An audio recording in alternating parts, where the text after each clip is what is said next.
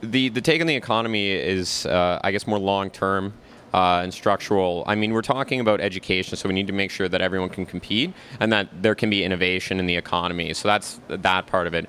As well, Canada is lagging behind in environmental innovation in the economy, green technologies.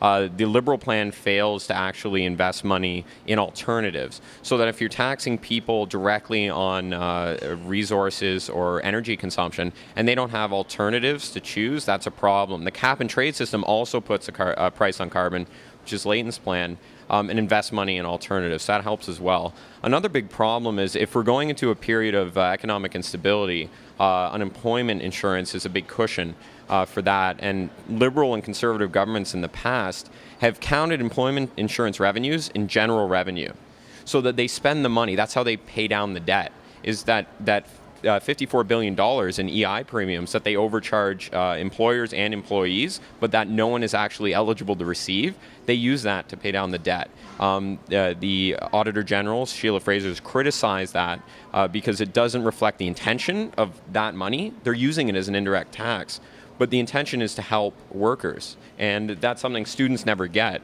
is that premium out, so they should lower that. And as well, Ottawa needs a better way to actually set the benefits. I think there's a lot of fallacy of information that's been especially spread by this government. It seems, firstly, that it's clear that Stephen Harper, and he's explicitly stated this, that the arts community and issues of arts don't matter to Canadians and don't matter to Canadian culture.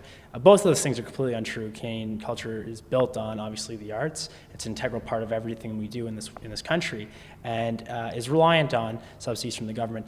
That being said, economically, the arts in Canada provides, I think, somewhere upwards of 200,000 jobs nationally. And looking at it in that regard, it's a serious industry in this country that needs to be supported. Any investment in the arts has an exponential output for Canada financially. With economics, it's like he was saying, with a cap and trade system, with a tax shift, what those are doing is not only creating better social benefits and taking away from things that are not good in society, such as companies polluting the atmosphere, and it's also creating money so that we can reinvest it. And so that's a flow of economy. That's one way that it's helping with the economy. And like Eric's very big about this green business starting, because with economic crises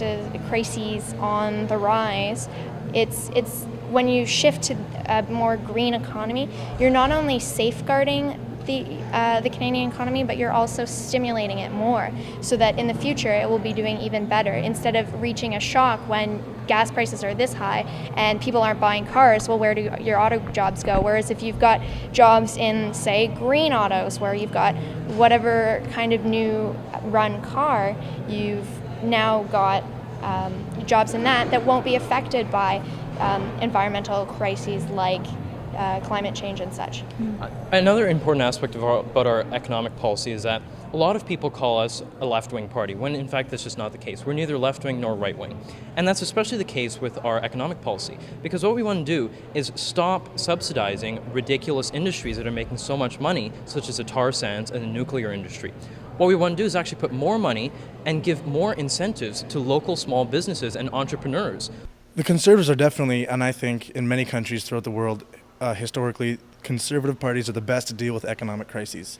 I mean, it's all about caution, slow down, assess the situation, and to take a little jab at our opponents right now, I mean, you don't want to increase $50 billion of taxes on our corporations at a time of economic crisis and decrease civilian support or confidence in our markets.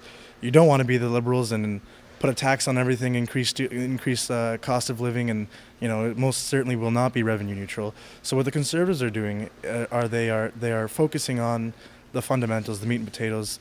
Let's keep confidence in our markets up. Let's not increase spending too much. Let's slow down, look at the situation, and play it by ear. Nothing too radical, nothing theoretical.